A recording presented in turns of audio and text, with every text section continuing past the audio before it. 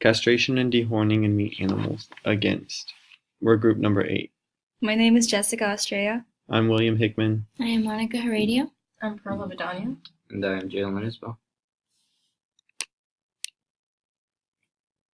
In this PowerPoint, we are going to go over the history and background of castration and dehorning, the ethical aspects, the cultural significance and sociological significance, the consequences of dehorning animals, risks of castration to the animals, and current events. Castration is the disruption of testicular function, usually by removal of testes of male animals. Castration is done to bulls in order to reduce sexual activity, aggressiveness, and increase the quality of meat. Dehorning is the removal of horns after they have formed from the horn bud. And disbudding is destroying horn-producing cells of the horn bud. All methods prevent the horns from growing so they don't injure the handler. All methods can cause damage to underlying bone or cause chemical burns to the animal. The picture on the right shows a picture of dehorning, and it shows how close to the bone they have to get to remove the horns of the animal. Ethical aspects. One of the strongest arguments against castration and dehorning is the utilitarian argument. This constitutes the idea that animals have rights. Jeremy Bentham, the founder of reforming utilitarian school of moral philosophy, stated that when deciding on a being's rights, the question is not, can they reason, nor can they talk, but can they suffer?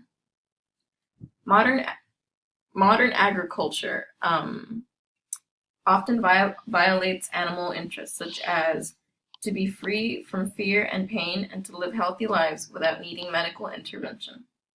Castration and dehorning methods are all painful, and post-operative measures are often overlooked. Also, disbudding and dehorning are currently not regulated in the U.S., so there is no guarantee that the animal will be given some sort of pain relief during these painful procedures. Animals who have been castrated or dehorned are at a high risk of complications, such as hemorrhaging, infections, and diseases.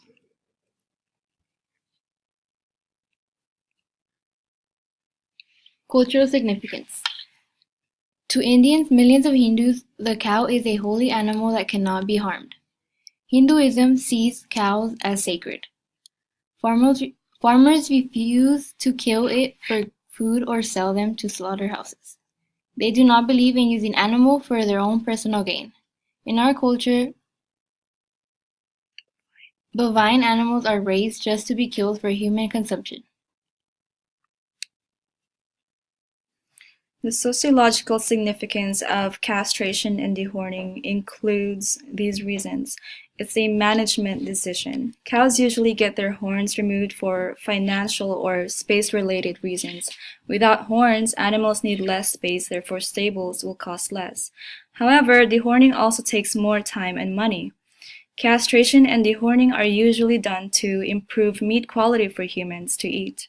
However, a recently published research shows that a high-protein diet resulted in a 49% greater risk of heart failure. Many large long-term population studies have also found that people who consume large amounts of protein, especially in the form of bread and processed meat, are more likely to be obese or develop type 2 diabetes, cardiovascular disease, and colon cancer. Humans, compared to mammals, are naturally adapted for a relatively low protein intake, requiring protein to make up just 10% or 50 to 60 grams of our daily calorie requirement. Although castration and dehorning may result to tastier and better texture of meat, humans suffer these consequences by eating too much of the processed meat. Animals also have rights. According to PETA, they believe that every creature with a will to live has a right to live free from pain and suffering. If cows are born with horns, doesn't that mean they need them? Horns are helpful to bovine animals because they regulate their temperature. A contributing factor in the animal's natural biology and immunity are based on the horns. They defend themselves and their young from predators. Cows without horns become nervous and aggressive.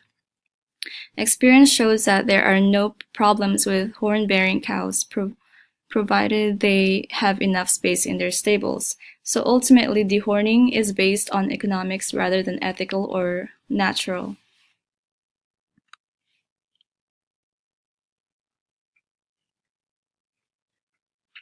Consequences of dehorning to animals.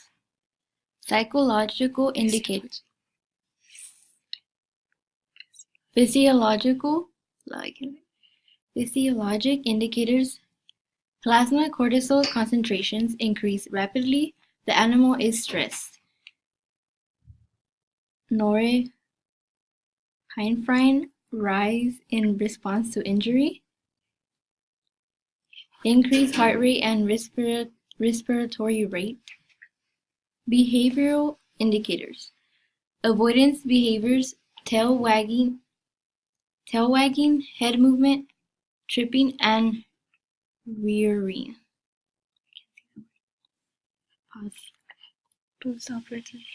Post-operative indicators of pain, head rubbing, head shaking, neck extension. Reduction in playing behavior. So this slide shows the process of dehorning, and it first shows the cow with horns, and then it shows after the procedure of dehorning, and it shows the cow being confined in the smaller space so that they can do the procedure, and it shows how bloody the procedure is, and then afterwards it shows the cow without horns. Risk of castration to the animals. Castration can cause physiological stress as cortisol concentrations increase following castration. There's also the risk of hemorrhaging. Surgical castration is associated with higher complications, including bleeding, swelling, infection, etc. And lastly is disease. Significant reductions of the circulating white blood cells, wound infections from surgical castration. Current events. PETA has held many protests against the cattle industry as a whole, whether it be dairy or beef. One such protest was against dairy farmers in Ontario in 2014. The PETA held this protest against the farmers for the practice of dehorning cattle. They urged consumers to cut dairy from their diet to support their protest, and many Hollywood actors like Casey Affleck and Ryan Gosling are showing their support for PETA's dehorning campaign, mainly through donations and social media. 269 Life campaign. The 269 Life campaign holds protests and demonstrations annually to show the public what is happening and the pain that many of these animals are going through when they are being castrated and dehorning. Although they tend to focus on the beef industry as a whole instead of protesting a specific practice like castration or dehorning. Castration and dehorning meat animals is very human-centered. Consumers prefer more tender meat and choose bright pinkish meat at the market. Castration and dehorning are undeniably painful to animals. No matter what method is used, the procedures will cause pain.